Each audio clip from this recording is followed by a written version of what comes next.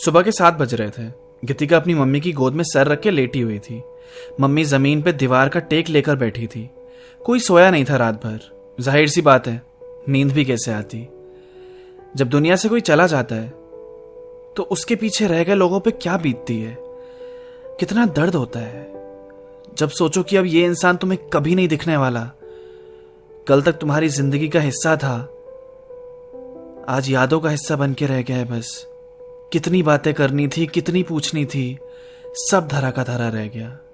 सारे प्लान, सारे लोग, सारा पैसा, सारी दुनिया, सब पीछे रह गया, सब छूट गया। तुम्हें भनक भी नहीं होती कि ये थी उनसे तुम्हारी आखिरी मुलाकात। उन्होंने आखिरी शब्द तुमसे ये कहा था। गीतिका भी यही सब सोचकर आंसू बहाए जा रही थी। मम्मी ने उसे बताया था कि कैसे अचानक ही उसके पापा को अटैक आया और कुछ मिनट्स में ही वो दुनिया से बहुत दूर चले गए। कुछ करने का टाइम भी नहीं मिला। जब तक सोचते कि क्या हो रहा है तब तक तो बहुत देर हो चुकी थी। फिर मम्मी ने गीतिका को यह भी समझाया कि शायद अब वो सुकून से रह पाएंगे। यहां वैसे भी बहुत दर्द में थे, बिस्तर पे पड़े पड़े थक चुके थे जिंदगी से। इतनी बार हॉस्पिटल आना जाना, दवाइयां, परेशान तो हो गए थे। पर गीतिका, वो तेरी शादी देखना चाहते थे। कल जब तुझसे बात करने के लिए फोन मांगा था तो यही बात करनी थी उन्हें। पूछना था कैसा चल रहा है तेरा उस लड़के के साथ। अखिल नाम है ना उसका? क्या सोचा है आगे का? मैं आने वाली थी तुम दोनों से मिलने तो बहुत खुश थे वो। मुझे अच्छा लगा अखिल बेटा, वो अचानक अपने काम की परवाह किए सब छोड़ के तेरे साथ यहां तक आ गया।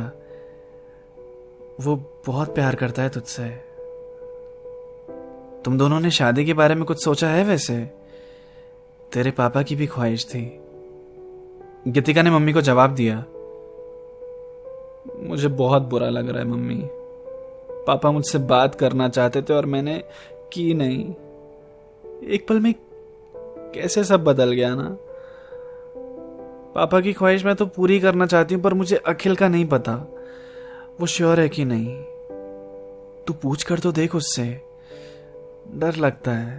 पर मम्मी, आपने कहा कि अब पापा सुकून से रह पाएंगे, तो क्या सच में उन्हें इन दर्दों से मुक्ति मिल चुकी होगी? हाँ, और ऊपर से मुस्कुराकर देख रहे होंगे हमें। फिर पंडित जी आए। क्रियाकर्म का सारा सामान मंगवाया गया। आंखें सभी की नम थी, मातम का माहौल। और फिर क्रियाकर्म हो जाने के बाद गीतिका, उसकी मम्मी और अखिल एक कमरे में शांति से बैठे हुए थे। कप में चाय पड़ी पड़ी ठंडी हो रही थी, पर कोई मुंह से उस कप को लगा नहीं रहा था। मम्मी ने बात शुरू करके कमरे में बनी शांति को तोड़ा। उन्होंने अखिल से कहा, देखो बेटा, आपसे आज ही का तय किया था मिलने का, किस्मत ने कैसे करके आज ही के दिन मिला दिया।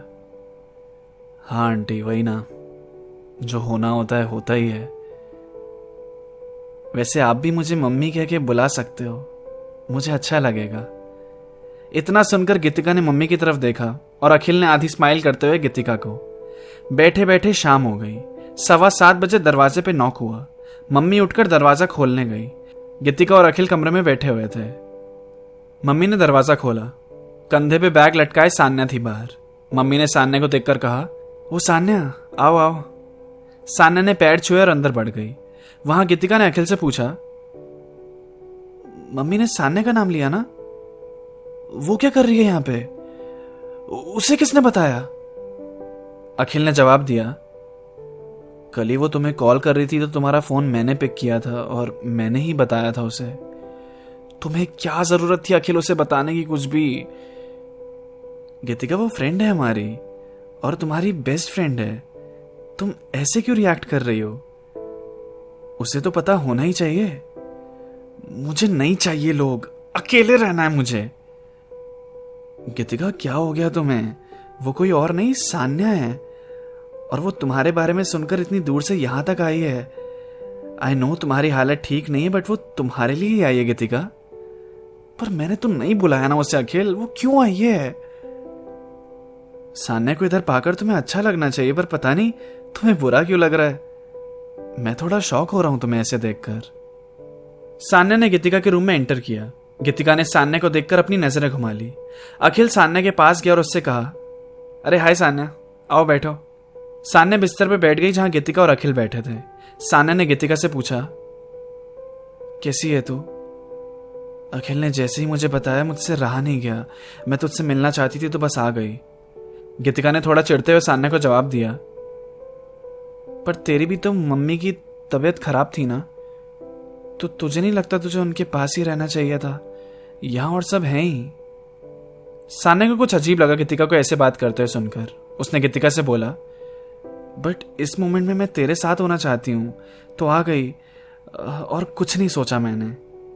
फिर गीतिका की मम्मी ने रूम में एंटर किया और उन सबसे कहा, डिनर के लिए आ जाना, सुबह से कुछ नहीं खाया किसी ने, खा लो।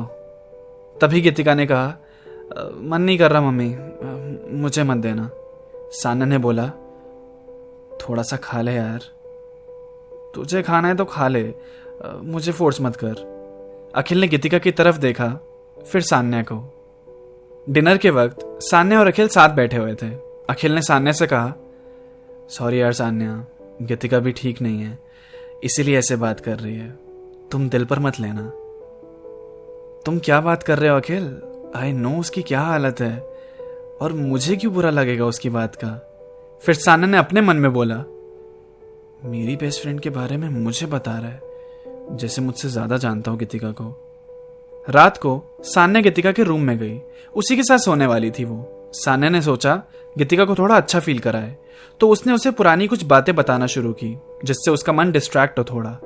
सान्या ने कहा, याद है गीतिका, जब स्टार्टिंग में हम मिले थे तो तुझे अंधेरे से कितना डर लगता था, तू लाइट जलाकर सोती थी, और वो वाला प्रैंक याद है जब मैंने व्हाइट चादर ओढ़कर भूत बनकर तुझे डराया था?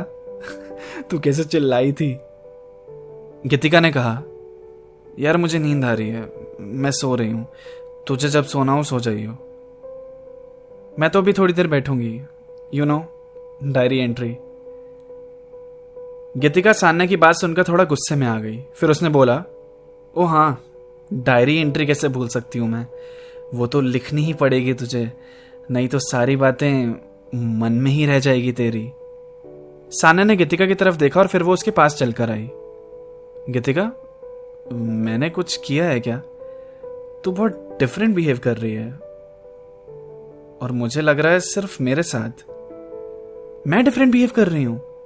डिफरेंट तो तू हो गई है ना सान्या।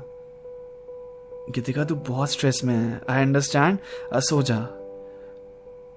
तू झूठी है सान्या, बहुत बड़ी झूठी, तुझसे एक्सपेक्ट नहीं किया था। ऐसे क्यों बोल रही है तू?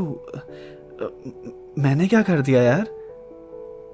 मुझसे झूठ बोला, कितनी बातें छुपाई। बेस्ट फ्रेंड, ये बेस्ट फ्रेंड है तू? गीतिका को सुनकर सान्या सहम सी गई। उसने सोचा, ये क्या बोल रही है ये, इसको कैसे पता चला? फिर उसने गीतिका से कहा, तू क्या कह रही है गीतिका, मुझे कुछ भोली मत बन सान्या, मुझे पता है, तेरी डायरी पढ़ ली थी मैंने। ये क्या, गीतिका ने सान्या को बता दिया? अब सान्या को कैसा लगेगा ये जानकर कि गीतिका को सब पता है। अब आगे इनकी दोस्ती का क्या होगा?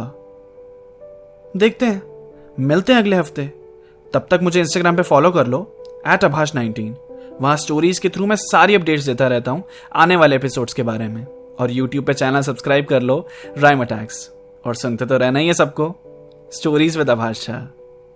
अगर आपको मेरी कहानियां सुनना पसंद है तो मेरे गाने भी आपको बहुत पसंद आएंगे। मेरे सॉन्ग सुनने के लिए आप स्पॉटिफाई पर सर्च कर सकते हैं मेरा नाम आभाष झा। मेरी आर्टिस्ट प्रोफाइल पे टैप करके सुनो मेरे लेटेस्ट सॉन्ग्स, आपको जरूर पसंद आएंगे।